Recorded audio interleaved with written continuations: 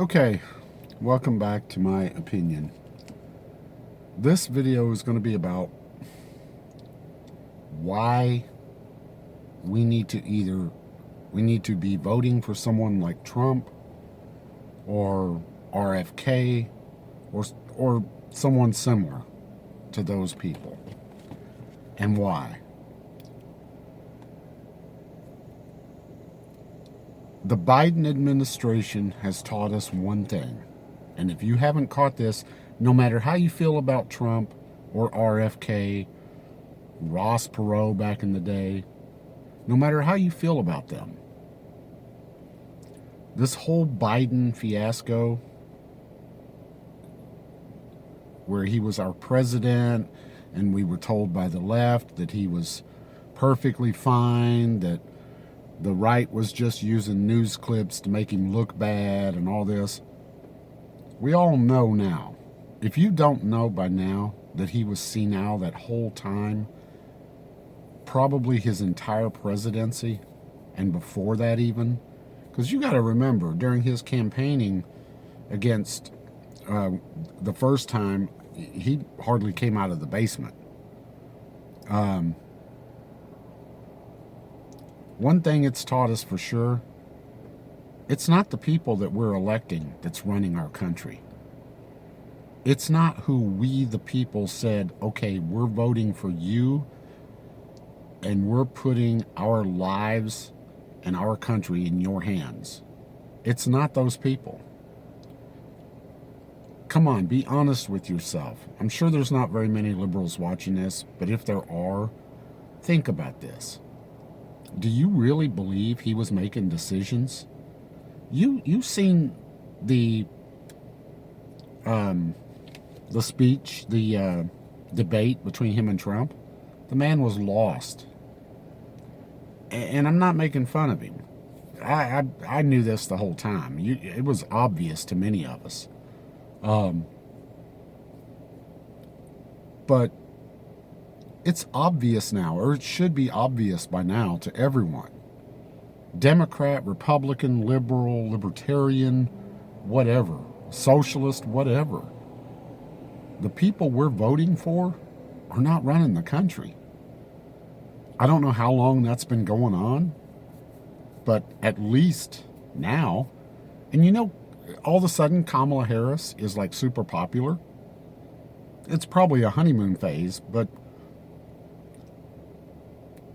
she was never popular as a vice president. She didn't do anything as a vice president.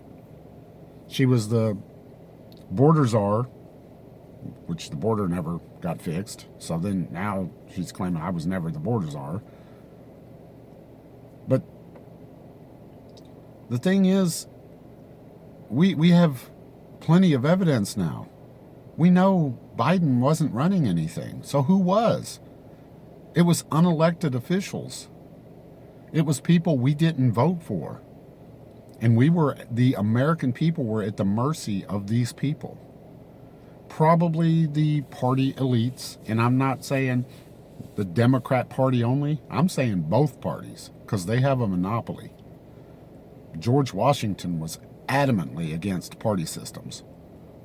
And the Founding Fathers, you know, they were the Whig Party, the Federalist Party, etc., so on and so forth.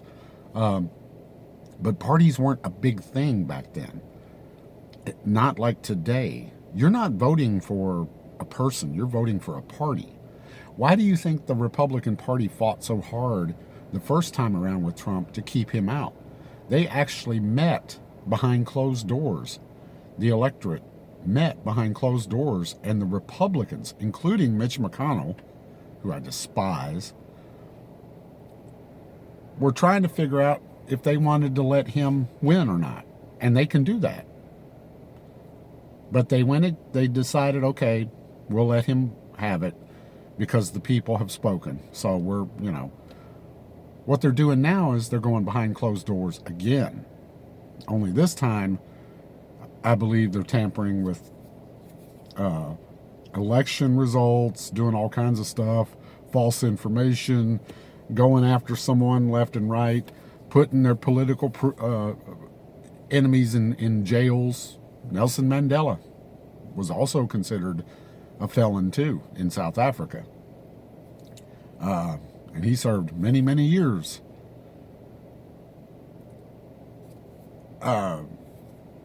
Yeah, we're not voting for